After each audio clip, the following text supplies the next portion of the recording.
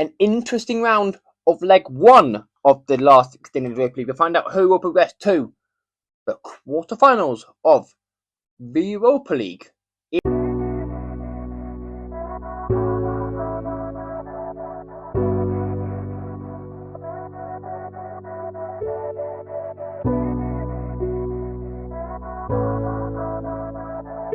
JMC, this shit crazy.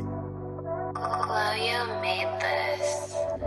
Went through pain, I got hella heart aching. You can even ask my bro, he's complaining. My heart's aching, straight breaking. I'm knees deep in, I can't even take it.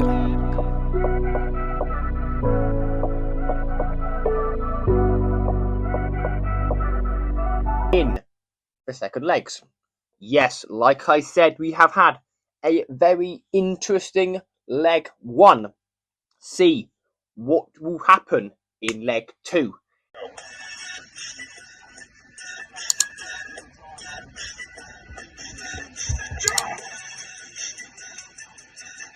Boys, if you want a discount on your energy, go and get my discount in the description. New Dan 10 at checkout. Peace. And we'll start on Wednesday with Sporting Cluj de Portugal, Sporting Cluj de Braga and Ferenc Fuller. Now, after the first leg at Ferenc Fuller against Robbie Keane's Ferenc Fuller winning against Sporting Cluj de Braga, I would also have said that going into this round of fixtures, I would not think that one bit. To be fair though, Ferenc Fuller are quite decent, but it is in Braga, it's in Portugal. I know why this game is being played on Wednesday night, because of Porto also being at home as well. Portuguese police don't want the two teams mixing because they can be a bit violent in Portugal. I'm going to go in Portugal with a 2-0 win to Ferenc Fuller and 4-0 on aggregate. We head to Thursday and to 5:45 for SC Freiburg and Genk. Now, in Belgium, in Genk, at the Kernklunk Arena, where Genk won it by 1-0. And again, in Freiburg, I can see it being a very cagey game as well in Freiburg. I'm going to go 2-1 Genk. 2-1 Genk in this game. We now head to the second game at 5:45, which is Midtjylland and Nottingham Forest. Now, at the City Ground in Nottingham, it ended Forest 0, Midtjylland 1. They conceded an 80th-minute goal to Hugh Ji-Shang. I probably absolutely butchered that. But they will head to Denmark. Ruins of Bliss will play Stuttgart or Porto in the quarters of the Champions League. To be fair, both these teams have quality. Forest need to do something in Denmark. What are they doing in Denmark? Will they win it under Victor Pereira? They might do, because they have one eye on. They're in a relegation in the Premier League.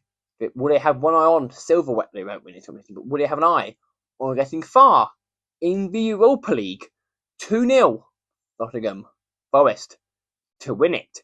2-1 on aggregate. We head to the last game at 5:45, which is Olympique Lyonnais versus Celta Vigo. Now, Celta at the Enstum Alain Balouche Stadium, it finished 1-1 thanks to a goal late on by Endlik, who has moved there on a loan deal to see if he can get some more first team football.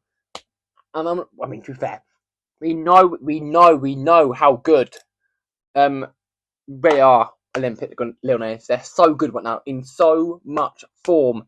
2-0 Olympique Lyonnais. We head to 4 games at 8 o'clock, and we head to Villa Park for Aston Villa and LOSC Lille.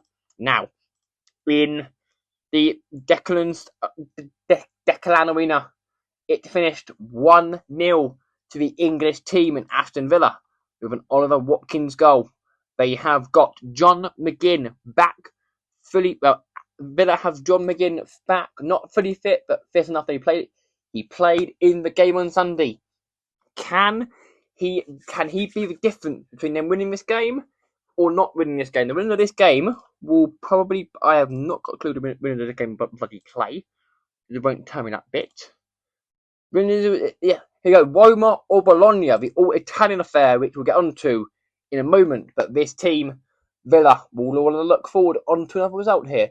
3-0 at Villa Park against Losk Lille. 4-0 on aggregate. We head to FC Porto and Stuttgart. Now, in Stuttgart, at the MHP Arena, in front of 60,000 people, it finished Stuttgart 1, FC Porto 2. 2 goals within 7 minutes of FC Porto. One got, to be fair, one on that game against Porto, against Stuttgart. But to be fair, both these teams are very good footballing teams. Porto have a little bit more European experience, but like we know, Stuttgart did come from behind again. Did beat Celtic at Celtic. Can they do it in Porto? They can't. It's Porto. 1-0 FC Porto to put their place in the quarterfinals of the Europa League. We head to Real Betis and Panathinaikos. All these games are very close. This one is so hard to call. In Panathinaikos at the Olympic Stadion Spurs Luis after a 10-man affair after Diego Llorente got sent off and then Victorom and then Tabanoma or Tabor finished off the penalty, which led to Panathinaikos winning that game. Can they win it again in Betis? As we know, though, Betis are a very good team. Now they got Anthony. They got some good players though. Betis to win it 2-0. These games this Europa League can go any way. We head to the all-Italian affair, Roma and Bologna. In Bologna at the Stadion Rano Dalla Ali, where 2 second-half goals, one of them from Francesco Bernardeschi and Luca Pellegrini, ended it 1-1. To be fair, the winner of this will play the Aston Villa game. To be fair, this game is impossible to call.